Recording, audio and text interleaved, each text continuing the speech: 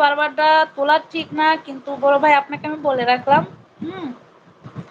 আমাকে যদি দ্বিতীয়বার আবার যদি চেতিয়ে দেয় কিংবা আমার সাথে যদি ঝামেলা করে না, আমার কাছে যা আছে সমস্ত সহকারে প্রমাণ সহকারে আমি লাইভে উঠতে যাবো, এমনকি স্ট্যাটাস দিয়ে দিব, শর্ট ভিডিও বানাই নাই লং ভিডিও বানাই ছেড়ে দিব আমি, যদি আমার যদি আবার বেশি যদি তেরিং বেরিং করে আমার সাথে, ঠিক আছে।